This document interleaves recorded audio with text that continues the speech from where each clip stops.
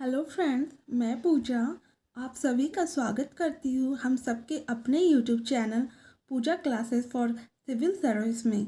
तो आज मैं आप लोगों के लिए ज़मीन संबंधी कानून से रिलेटेड कुछ एमसीक्यूज लाई हूँ जो आपको जेपीएससी में बहुत बहुत हेल्पफुल होगा।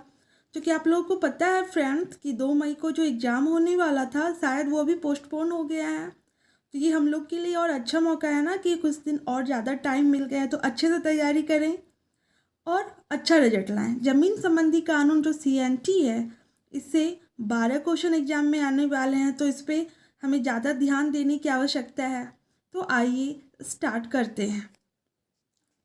बिहार, बंगाल एवं उड़ीसा की दीवानी ब्रिटिश कंपनी को कब सौंपी गई थी? बिहार, बंगाल एवं उड़ीसा की दीवानी ब्रिटिश कंपनी को कब सौंपी गई थी? तो कब सौंपी गई थी? इसका आंसर हो जाएगा 1765 में। कब सौंपी गई थी? तो 1765 में। ठीक है, 1765 में और भी कुछ हुआ था। आइए आगे बढ़ते हैं। निम्न में कहाँ के राजा ने अंग्रेज कैप्टन कैमक के आगमन का विरोध नहीं किया था? तो इन 4 ऑप्शन में कहाँ के राजा ने जो है अंग्रेज कैप्टन कैमक का विरोध नहीं किया था? तो आंसर क्या हो जाएगा? Singhbhum. Right answer is Singhbhum. राजस्व का भुगतान चतरा के कलेक्टर को कब तक किया जाता था? राजस्व समझ रहे हैं, यानी टैक्स का भुगतान चतरा के कलेक्टर को कब तक किया जाता था? तो इसका राइट आंसर हो जाएगा 1799। 1799 तक चतरा के कलेक्टर को भुगतान किया जाता था। सर्वप्रथम भारतीय एजेंट की नियुक्ति जिलों में की गई और उसका मुख्यालय डैश रखा गया। कहाँ रखा गया? सर्वप्रथम भारतीय एजेंट की नियुक्ति जिलों में की गई और उसका जो मुख्यालय है मुर्शिदाबाद में रखा गया। कहाँ रखा गया था? तो मुर्शिदाबाद में। आगे बढ़ते हैं। राजस्व जिलों की निगरानी हेतु किसकी नियुक्ति की गई थी? राजस्व जिले के निगरानी हेतु किसकी नियुक्ति की गई थी? तो अमील की नियुक्ति की गई थी। ठीक है। 18 सितंबर 1789 में लिए गए अंतिम संकल्प में कहाँ के राजा के लिए प्रेजेंट फुटिंग शब्द का प्रयोग किया गया था? Answer is Nagpur. 18 सितंबर 1789 के लिए अंतिम संकल्प कहाँ के राजा के लिए प्रेजेंट फुटिंग शब्द का प्रयोग किया गया था? तो right answer is Nagpur. Clear. 4 जून 1809 ईस्वी को थाना व्यवस्था लागू कर दी गई। 4 जून, वेरी इंपॉर्टेंट, इससे क्वेश्चन भी आ सकता है कि थाना व्यवस्था कब लागू की गई थी? तो 4 जून 1809 को, जिसका नियंत्रण कहाँ के मजिस्ट्रेट के अंतर्गत था? तो इसका राइट आंसर हो जाएगा रामगढ़। थाना व्यवस्था जो लागू की गई थी 4 जून 1809 को, यह नियंत्रण कहाँ के मजिस्ट्रेट के अंतर्गत था? तो रामगढ़ मजिस्ट्रेट के। स्थानीय जमींदार एवं जागीरदार डैश की भूमि पर किसी प्रकार की कोई हक या दावा नहीं करते थे। स्थानीय जमींदार एवं जागीरदार जो है कहाँ की किस प्रकार की भूमि पर कोई हक या दावा नहीं करते थे? तो इसका राइट आंसर हो जाएगा भुईहरी, मुंडारी, खुटहरी। तीनों भूमि पर जो है दावा नहीं करते थे। तो आंसर क्या हो जाएगा? ऑप्शन डी, ए, बी, सी, तीनों। ब्रिटिश सरकार द्वारा भू राजस्व की प्राप्ति के लिए किस अधिनियम का प्रयोग किया गया था? ब्रिटिश सरकार द्वारा भू राजस्व की प्राप्ति के लिए किस अधिनियम का प्रयोग किया गया था? तो रेगुलेशन अधिनियम 1793 जो लॉर्ड कॉर्नवालिस ने किया था। इसी को स्थायित्व बंदोबस्त भी कहते हैं। किसने किया था? Lord Cornwallis. Very very important, Lord Cornwallis 1793।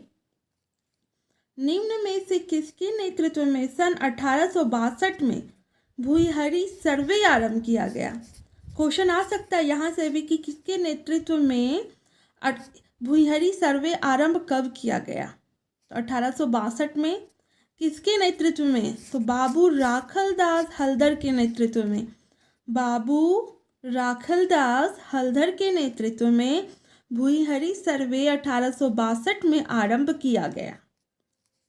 प्रशासनिक सुधार की प्रक्रिया के अंतर्गत कब Chota Nagpur land and tenant procedure act लाया गया? Chota Nagpur land and tenant procedure act लाया गया। इसका राइट आंसर हो जाएगा 1879 में। प्रशासनिक सुधार की प्रक्रिया के अंतर्गत कब Chota Nagpur land and tenant procedure act लाया गया? 1879 is right answer. Next, Bengal tenancy act कब पारित किया गया? बंगाल टेनेंसी एक्ट कब पारित किया गया? तो बंगाल टेनेंसी एक्ट 1885 में पारित किया गया। 1885 में एक और महत्वपूर्ण घटना हुई थी कि राष्ट्रीय कांग्रेस का उदय हुआ था, जिसका पहला सम्मेलन कहाँ हुआ था? तो मुंबई में हुआ था। आइए आगे बढ़ते हैं। सन 1902 में पहला सर्वे कहाँ से आरंभ हुआ था? सन 1902 में पहला सर्वे कहाँ से आरंभ हुआ था? तो आंसर हो जाएगा ए, छोटा नागपुर।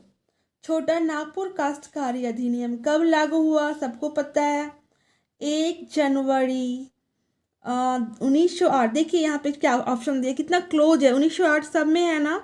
1 अप्रैल, 1 दिसंबर, 11 नवंबर। ऐसे एग्जाम में आपको कंफ्यूज करेगा। आप सिर्फ 1908 देखिए, आंसर नहीं मारिएगा, इसका डेट भी देखिएगा और मंथ भी देखिएगा। चारों ऑप्शन को ध्यान से देखने के बाद ही आंसर कीजिएगा, नहीं तो आपको याद किया हुआ भी गलती हो जाएगा।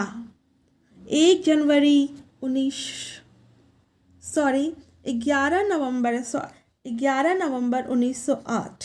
ओके, 11 नवंबर 1908 छोटा नागपुर काश्तकारी अधिनियम कब लागू हुआ?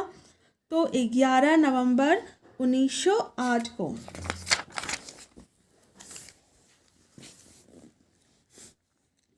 छोटा नागपुर काश्तकारी अधिनियम का ब्लूप्रिंट किसने तैयार किया था?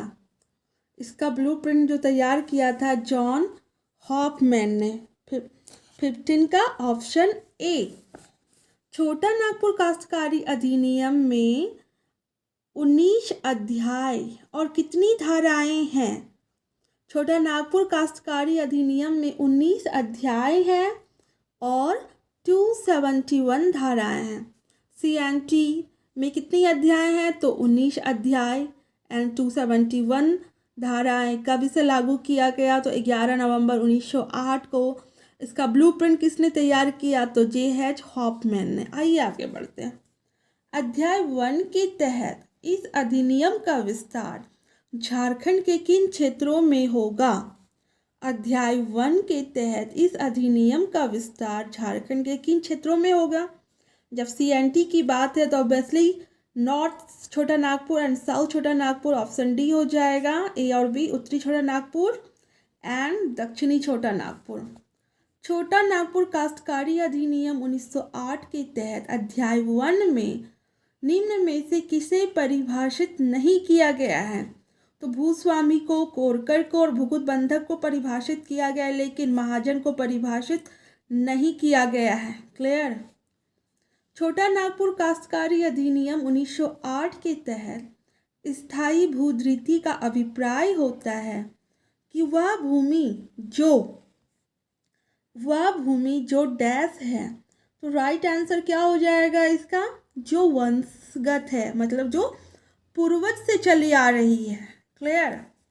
छोटा नागपुर काश्तकारी अधिनियम 1908 की किस धारा में यह उल्लेख है कि ऐसे व्यक्ति जो अपनी जमीन या किसी दूसरे की जमीन खेती कार्य के लिए धारण किए हुए हैं एवं लगान चुकाता है? छोटा नागपुर काश्तकारी अधिनियम 1908 की किस धारा में यह उल्लेख है कि ऐसा व्यक्ति जो अपनी जमीन या किसी दूसरे की जमीन खेती कार्य के लिए धारण किए हुए हैं एवं लगान चुकाता है। बताइए इसका सही आंसर क्या हो जाएगा? किस अधिनियम में कहा गया है? किस धारा में कहा गया है? सॉरी, धारा 5 में कहा गया है कि छोटा नागपुर काश्तकारी अधिनियम 1908 की धारा में 5 में कहा गया है कि ऐसा व्यक्ति जो अपने जमीन या दूसरे की जमीन खेती कार्य के लिए धारण किए हुए हैं एवं लगान चुकाता हो। ठीक है। छोटा नागपुर काश्तकारी अधिनियम 1908 की धारा 8 में किसका उल्लेख है? धारा 8 में किसका उल्लेख है? चलिए बताइए इसका सही आंसर क्या हो जाएगा? इसका आंसर हो जाएगा ऑप्शन डी, मुंडारी खूट कट्टीदार दोनों। CNT की अधिनियम 1908 की धारा 8 में उल्लेख है मुंडारी का और खूट कट्टीदार का। आइए आगे बढ़ते हैं। छोटा नागपुर काश्तकारी अधिनियम 1908 के अध्याय 3 में किसका उल्लेख है? अध्याय 3 में भूधारक का उल्लेख है। छोटा नागपुर काश्तकारी अधिनियम 1908 के अध्याय 3 में किसका उल्लेख है? तो आंसर हो जाएगा ए, भूधारक का। छोटा नागपुर काश्तकारी अधिनियम 1908 के तहत धारा 10 में क्या उल्लेख है? छोटा नागपुर काश्तकारी अधिनियम 1908 के धारा 10 में क्या उल्लेख है? तो इसका सही आंसर हो जाएगा ऑप्शन ए, किसी भी भूमिहर की जमीन के लगान में वृद्धि नहीं होगी। जो पे भूमिहर है उसकी जमीन में क्या होगा? लगान यानी टैक्स की वृद्धि नहीं होगी। आइए आगे बढ़ते हैं। छोटा नागपुर काश्तकारी अधिनियम 1908 की किस धारा में यह उल्लेख है कि भूस्वामी जमीन की रजिस्ट्री करने से इनकार करता है तो अंतरीति उपाभुक्त के पास आवेदन कर सकता है? मतलब किस धारा में यह उल्लेख किया गया है कि भूस्वामी जमीन की रजिस्ट्री करने से इनकार करता है तो अंतरीति उपाभुक्त के पास आवेदन कर सकता है? तो धारा 11 में कहा गया है। क्लियर? किस धारा में यह उल्लेख है कि धारा 11 से किसी जमीन की रजिस्ट्री होने पर भी भूस्वामी उसे पुनः ग्रहणीय जमीन को वापस ले सकेगा? तो ये किस धारा में कहा गया है? तो धारा 15 में कहा गया है। छोटा नागपुर काश्तकारी अधिनियम 1908 के किस अध्याय में रैयत शब्द को परिभाषित किया गया है? किस अध्याय में किया गया है रैयत शब्द को परिभाषित? बताइए, 2 मिनट 1 सेकेंड का टाइम देते हैं आपको। अध्याय 4 में कहा गया है कि रैयत शब्द के बारे में परिभाषित किया गया है। छोटा नागपुर काश्तकारी अधिनियम 1908 के तहत किसी रैयत का अधिभोगाधिकार हो, उस भूमि पर कितने वर्ष न खेती की हो ना ही उसे धारित किया हो। कितने वर्ष तक? तो राइट आंसर क्या हो जाएगा? बनाइए आप लोग। आंसर हो जाएगा ऑप्शन डी, 12 वर्ष तक ना खेती की हो और ना ही उसे धारित किया हो। बंदोबस्त रैयत को परिभाषा किस धारा में दी गई है? बंदोबस्त रैयत की परिभाषा किस धारा में दी गई है? चलिए बनाइए। धारा 17 में बंदोबस्त रैयत की परिभाषा किस धारा में दी गई है? तो धारा 17 में दी गई है। संथाल परगना भूधारण अनुपूरक उपबंध अधिनियम कब पारित हुआ था? संथाल परगना भूधारण अनुपूरक उपबंध अधिनियम कब धारित हुआ था? तो राइट आंसर हो जाएगा ऑप्शन डी, 1950। धारा 24 से 36 तक किसका उल्लेख है? धारा 24 से 36 तक किसका उल्लेख है? चलिए बताइए। इसका आंसर हो जाएगा ऑप्शन डी, लगान का निर्धारण, जोत का बंटवारा, लगान वृद्धि या कमी का कारण। धारा 24 से 36 में किसका उल्लेख है? तो लगान का निर्धारण, जोत का बंटवारा, लगान वृद्धि या कमी का कारण। ऑप्शन हो जाएगा डी, इनमें से सभी। छोटा नागपुर काश्तकारी अधिनियम 1908 के अध्याय 5 में किसका उल्लेख है? छोटा नागपुर काश्तकारी अधिनियम 1908 की अध्याय 5 में किसका उल्लेख है? Option A, B, C, D. चलिए बनाइए। तो इसका राइट आंसर हो जाएगा ऑप्शन ए, खुदकट्टी अधिकार प्राप्त रैयत। अध्याय 5 में किसका उल्लेख है? तो अध्याय 5 में है खुदकट्टी अधिकार प्राप्त रैयत। क्लियर?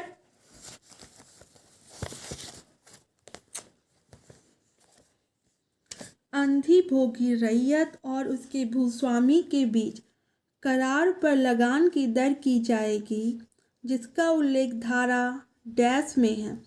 अधिभोगी रैयत और उसके भूस्वामी के बीच करार पर लगान की दर तय की जाएगी, जिसका उल्लेख धारा में डैश में है। चलिए बनाइए। Time over. इसका आंसर हो जाएगा ऑप्शन बी, 38 में। धारा 38 में कहा गया है अधिभोगी रैयत और उसके भूस्वामी के बीच करार पर लगान की दर तय की जाएगी। आगे बढ़ते हैं। अधिभोगी रैयत को बेदखल किए जाने के आधार कितने दिनों के अंदर पिछले 2 वर्षों का लगान चुकाने में असफल रहने पर होगा? फिर से क्वेश्चन को एक बार देखिए। अधिभोगी रैयत को बेदखल किए जाने का आधार कितने दिनों के अंदर पिछले 2 वर्षों का लगान चुकाने में असफल रहने पर होगा? बनाइए।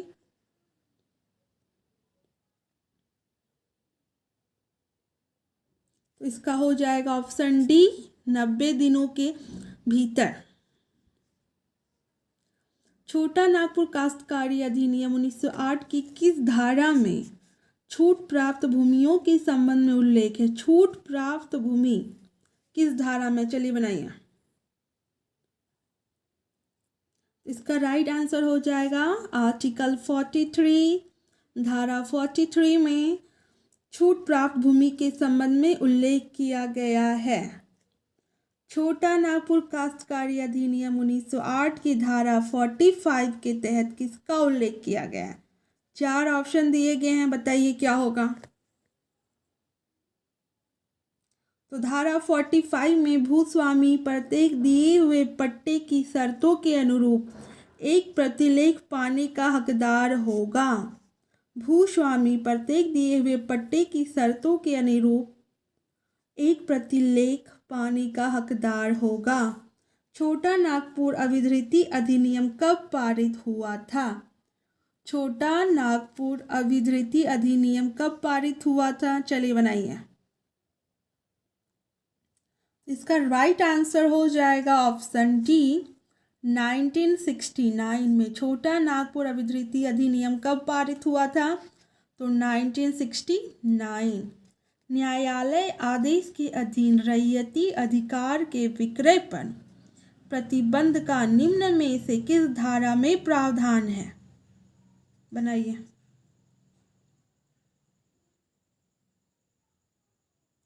इसका आंसर हो जाएगा 47। न्यायालय आदेश के अधीन रैयती अधिकार के विक्रय पर प्रतिबंध किसमें प्रावधान है? तो आर्टिकल 47। छोटा नागपुर काश्तकारी अधिनियम 1908 की किस धारा में भूईहरी भूधृति के अंतरण पर प्रतिबंध का प्रावधान है? बनाइए। आर्टिकल 48 में भूईहरी भूधृति के अंतरण पर प्रतिबंध का प्रावधान है। निम्न में से किसके द्वारा भूईहरी कुटुंब के किसी व्यक्ति को उसकी भूधृति का विक्रय, दान, विनिमय, विल द्वारा अंतरित करने की अनुज्ञा देने वाले नियम बनाए जा सकते हैं?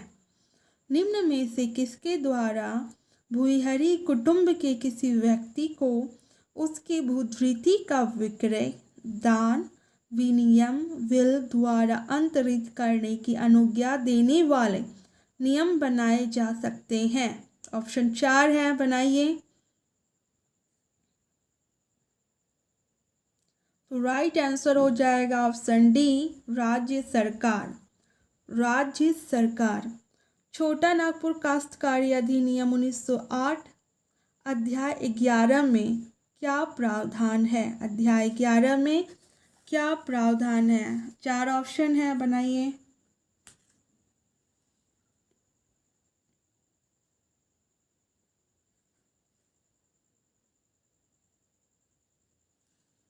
तो राइट आंसर हो जाएगा ऑप्शन डी, अंधी भोगी रैयत। राइट आंसर हो जाएगा अंधी भोगी।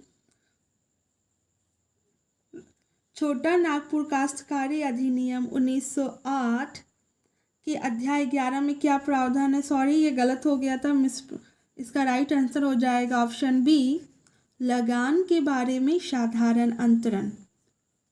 लगान के बारे में साधारण अंतरण।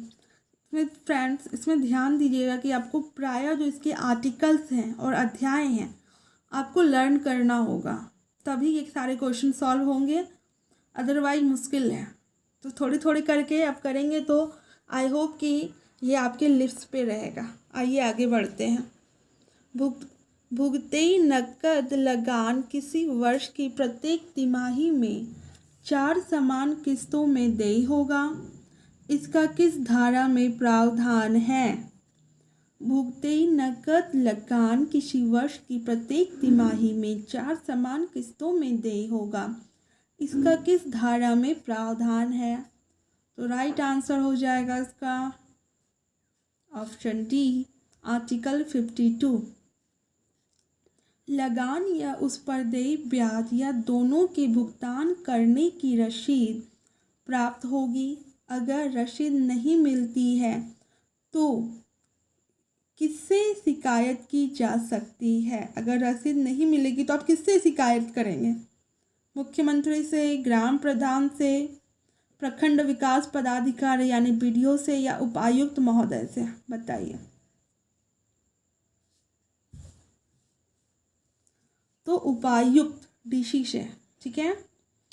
छोटा नागपुर काश्तकारी अधिनियम 1908 की धारा 58 के तहत किसी वर्ष में लगान का भुगतान नहीं होने पर प्रति वर्ष अधिक से अधिक कितने प्रतिशत साधारण ब्याज लगेगा? 4 ऑप्शन दिया हुआ है, राइट आंसर बताइए। तो राइट आंसर हो जाएगा इसका ऑप्शन बी, 6.25%। 6.25%। छोटा नागपुर काश्तकारी अधिनियम 1908 की धारा 6 में प्रावधान है। 4 ऑप्शन बनाइए। इसका राइट आंसर हो जाएगा ऑप्शन सी। धारा 6 में कहता है कि वस्तु रूप में देय लगान का रूपांतरण। बंजर भूमि के बंदोबस्त का प्रावधान किस अध्याय में है? बंजर भूमि के बंदोबस्त का प्रावधान किस अध्याय में है? ऐसे तो यहाँ पे ऑप्शन सी दिया हुआ है, अध्याय 9, लेकिन अगर अध्याय 9 का क है तो आप 9 का क में डालिएगा, क्योंकि अध्याय 9 के क में ही इस बंजर भूमि के बंदोबस्त का प्रावधान है। लेकिन 9 का को ना रहे, ओनली 9 रहे, 9 रहे, तो फिर आप 9 में ऑप्शन देंगे, अदरवाइज इसका राइट आंसर हो जाएगा 9 का। आइए आगे देखते हैं। किसी गांव के कृषक या भूमिहीन श्रमिक को उपायुक्त की आज्ञा से भूमि को कोरकर में परिवर्तित करने का प्रावधान किस धारा में है? Options D, article 64। कोरकर में संपरिवर्तित भूमि पर पहले कृषि वर्ष की फसल की कटाई के डैश वर्ष के बाद तक लगान देय नहीं होगा। तो इसका राइट आंसर हो जाएगा ऑप्शन ए, आर्टिकल 4 धारा 4 में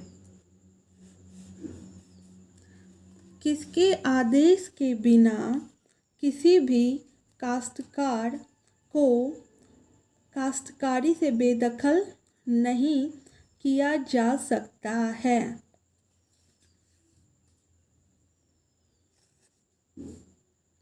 तो राइट आंसर हो जाएगा ऑप्शन डी, उपायुक्त।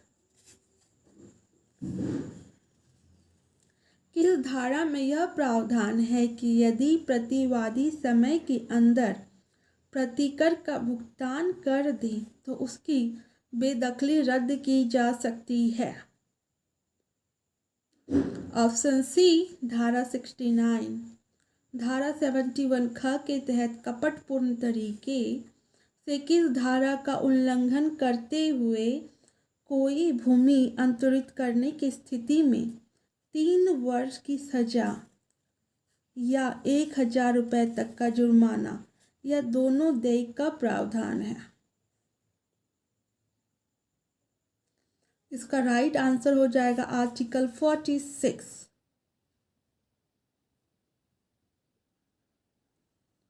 आइए आगे।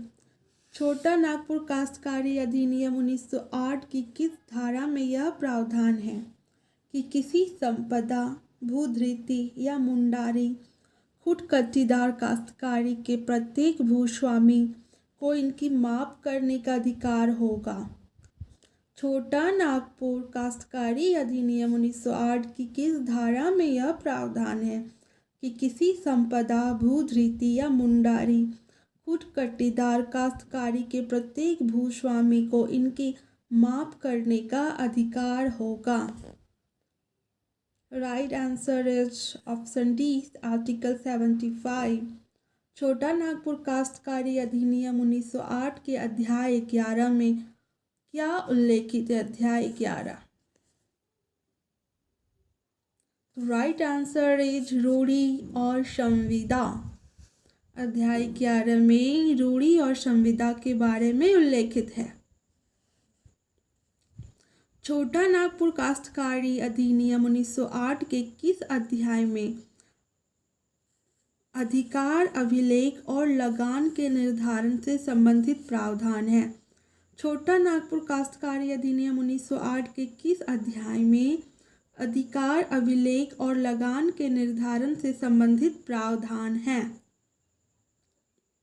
तो राइट आंसर हो जाएगा इसका ऑप्शन ए, अध्याय 12 में अभिलेख और लगान के बारे में प्रावधान किया गया। किस धारा में यह उल्लेख है कि राज्य सरकार किसी राजस्व अधिकारी द्वारा सर्वेक्षण करने का आदेश दे सकेगी? राइट आंसर हो जाएगा आर्टिकल 80 में। छोटा नागपुर काश्तकारी अधिनियम 1908 की धारा 85 में क्या प्रावधान है? तो इसका राइट आंसर हो जाएगा ऑप्शन ए, राजस्व अधिकारी द्वारा लगान का निर्धारण।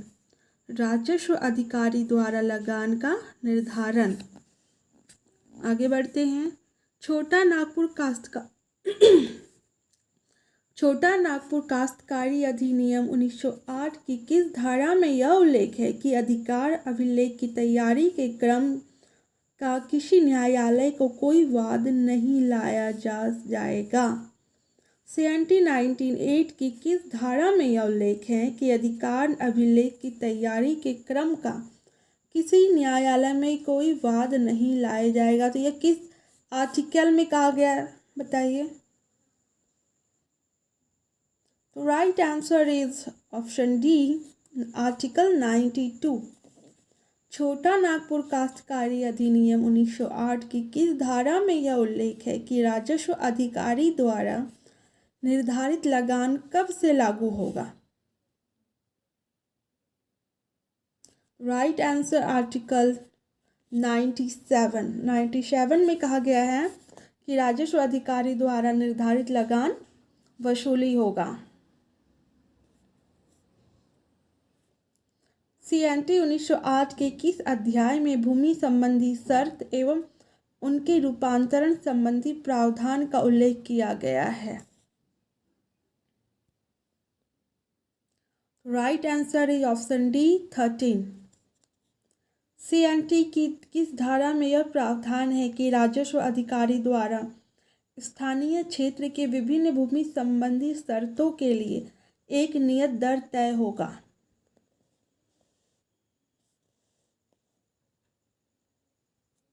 Right answer is option C 106। CNT के अध्याय 14 में क्या प्रावधान है?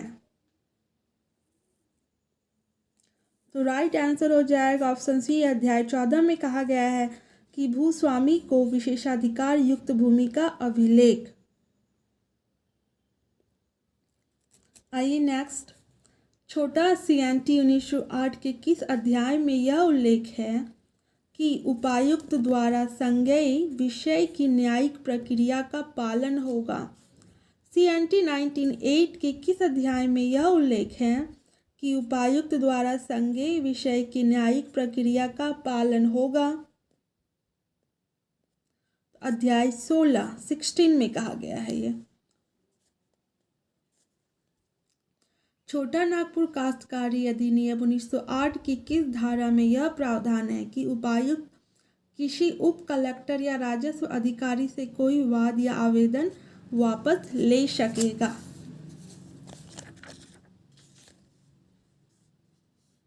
तो राइट आंसर हो जाएगा ऑप्शन बी 137। पट्टे को प्रदान करना, पट्टे को रद्द करना, पट्टे को प्रदान करना, पट्टे को रद्द करना, काश्तकार को बेदखल करना आदि सभी वादों पर केवल किसके द्वारा संज्ञान लिया जाएगा? उपायुक्त DC महोदय के द्वारा। CNT 1908 की किस धारा में उल्लेख किया गया है कि उपायुक्त द्वारा पारित आदेश को कुर्की और विक्रय से छूट प्राप्त होगा? Right answer option D 186। CNT 1908 की किस धारा में उपायुक्त के कुछ आदेश के विरुद्ध न्यायिक आयुक्त के पास अपील करने का वर्णन है? तो इसका राइट आंसर हो जाएगा 215-16 आर्टिकल में ऑप्शन ए। CNT 1908 के अध्याय 18 किसका प्रावधान है? तो राइट आंसर हो जाएगा ऑप्शन डी। अध्याय 18 में मुंडारी खूट कट्टीदार के विषय में विशेष उपबंध है। अध्याय 18 मुंडारी खूट कट्टीदार के विषय में विशेष उपबंध। छोटा नागपुर काश्तकारी अधिनियम 1908 की किस धारा में मुंडारी खूट कट्टीदारी काश्तकारियों के अंतरण पर प्रतिबंध का उल्लेख है? Option A article 239।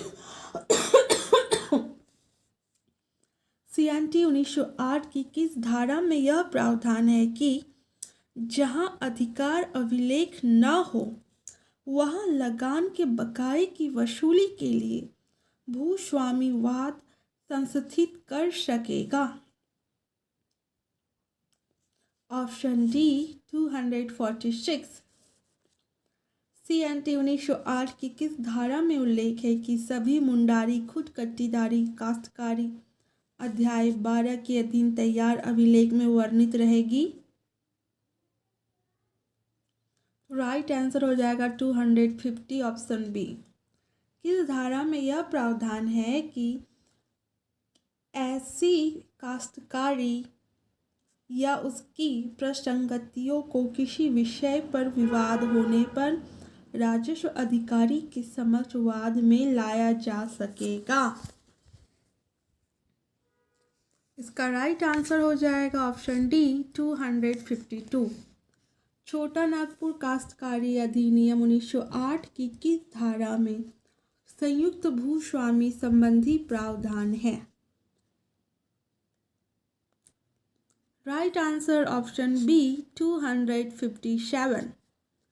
CNT 1908 किस धारा में यह प्रावधान है, यह प्रोविजन है कि राज्य सरकार इस अधिनियम के उद्देश्य की पूर्ति के लिए नियम बना सकेगी? तो राइट आंसर ऑप्शन सी 264। उपायुक्त के कर्तव्यों एवं शक्तियों का उल्लेख किस धारा में किया गया है? Right answer option D 270। CNT काश्तकारी अधिनियम 1908 की अध्याय 8 कुछ धाराओं को किस संविधान संशोधन के तहत 9वीं अनुसूची में शामिल किया गया है? 9th शेड्यूल में। तो इसका राइट आंसर हो जाएगा ऑप्शन ए आर्टिकल 66। सन डैश में बिहार सरकार ने किस अधिनियम के धारा 46 में अनुसूचित जाति एससी के साथ साथ जनजाति एसटी एवं ओबीसी के लिए भी जमीन अंतरण सुनिश्चित एवं पिछड़ी जातियों के लिए भी जमीन अंतरण सुनिश्चित कर दिया? राइट आंसर हो जाएगा ऑप्शन डी 1962 में। 1962 में और क्या हुआ था? भारत पाक युद्ध भी हुआ था और 1961 में भारत पाक युद्ध हुआ था। सीएनटी 1908 की किस धारा में यह प्रावधान है कि जनजातीय भूमि सहित अन्य सभी भूमियों का अंतरण उद्योग खनिज या इसकी सहायक परियोजनाओं के लिए अनुमति देता है?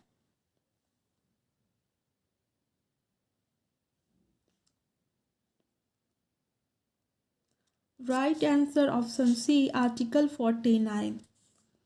राज्य सरकार ने धारा 49 में कब संशोधन कर इसे आधारभूत संरचना रेल परियोजना ट्रांसमिशन लाइन आदि कार्यों के लिए भी वैध कर दिया है?